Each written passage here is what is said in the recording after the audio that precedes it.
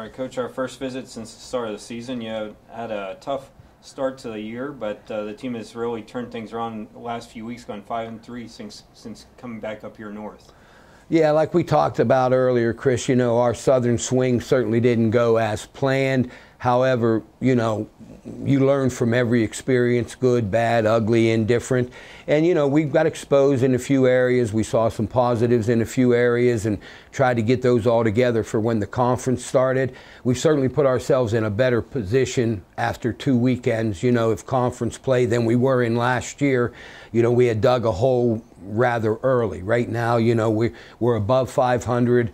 We probably could be, you know, maybe 6-2 if dog rabbit, but we're, you know, pretty happy for where we are right now compared to where we were last year. What would be the key to continue the success and momentum now heading into the rest of the conference season? Well, our asset has always been our pitching staff. We're not as deep as we've usually are. Everybody's going out there and eating up innings and grinding and really working hard with our starters. Justin Fritz just got eligible or just got off basketball, and he's really, you know, been a positive. We'll use him, you know, maybe for the last 3 outs or the last 6 outs of the game. But if our pitching staff stays healthy, our starters and our young guys come and step up when they need to, that's certainly going to remain one of our assets. Defensively, we're more than adequate on defense. I mean, we're not making Bud Light plays of the day, but for the most part, we're making the routine plays that we need to make and stay away from crooked numbers, you know, big innings, unearned runs, giving them 5 outs when they're only allowed 3. Those are big. Well, we got to continue to work on, Chris, and I think all of our guys know it, and you don't want to, you know, harp on it too much because then it becomes a mental thing, is we need to hit in bunches. We need to have timely hits, 2-out hits.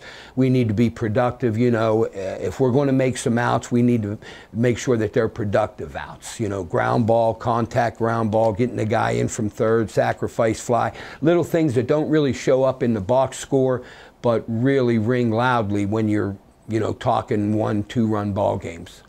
Well, staying on the positive, after 20 games, who do you feel has been some good surprises or aspects to the team so far?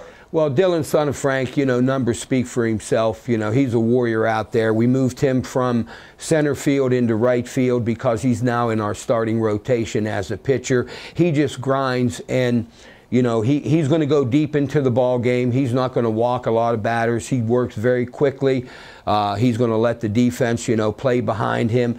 And he's really off to a good start offensively.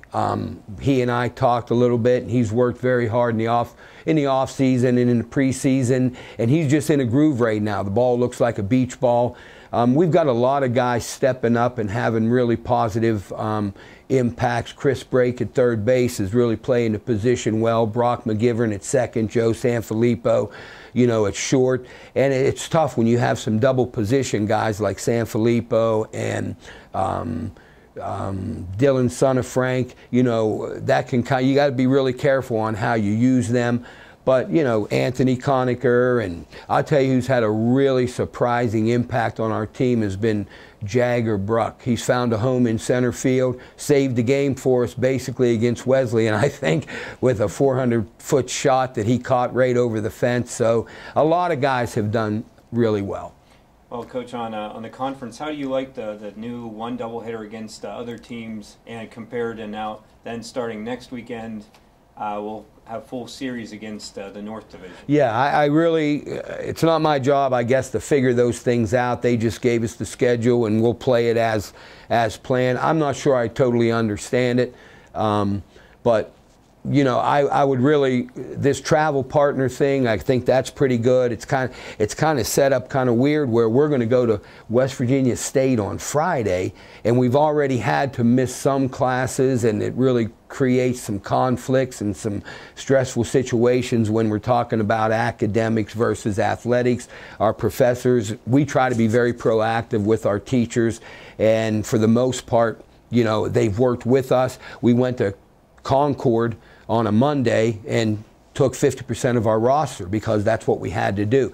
So I think once we get into a situation where we're playing that 4-game series, home or away, it's going to put us in a little more of a comfort zone. Well, turning to this week, you have the, as you mentioned, the split series first. You have the always tough West Virginia State team on the road, and then host Charleston on Sunday. Yeah, let's just hope, our luck the way it is now. Thursday, it's supposed to, come down pretty good here, 60% rain.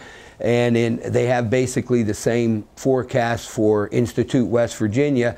So we're supposed to play Friday. In the perfect world, Saturday is your rest, recovery, travel day, and then we would be home on Sunday. But it wouldn't surprise me that if the weather plays a role in it, we would not play Friday, have to be prepared to go to Institute on Saturday, face very good opponent in West Virginia State, then quick turnaround and get our field ready and our guys ready to play the University of Charleston on Sunday. But that's the nature of the beast in this part of the country when you're talking about collegiate baseball. And, we just have to deal with it.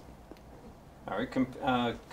After you came back here to the north, compare how it is the transition from playing in all that nice weather in Florida over spring break at that long extended 10-game road trip, and then coming back and having to deal with more of the cold and the weather on a more consistent basis up here.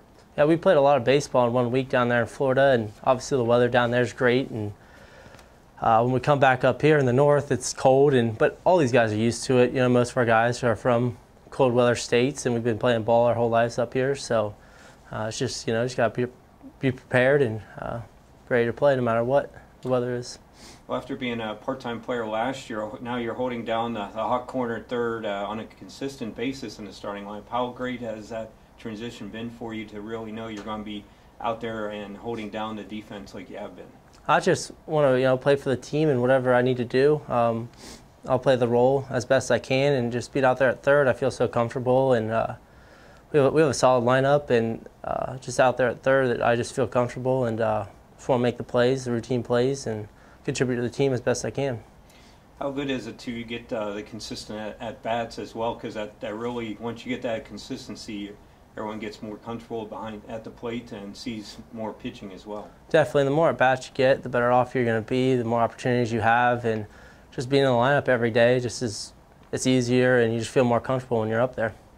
Well, yeah, team had a tough time to start the season down in Florida, but we came back and team's been 5-3 the last 2 weekends. What's been the key to turning the momentum into our favor?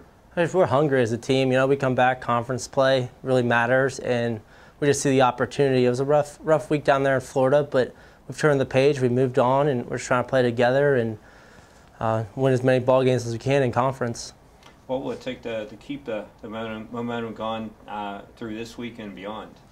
We've stressed winning every inning. Our coaching staff has stressed win every inning, and it'll take care of itself. So. And finally, turning to this week with the split locations, which is kind of odd.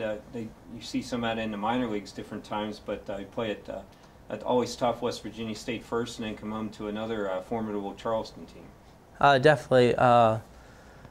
I've seen that at a first-hand basis in the minor leagues. I was a bat boy for the Columbus Clippers back in high school, and those guys they're on the bus trips, and they have to be prepared every day, whether it's home, away, rain, warm weather, whatever it is.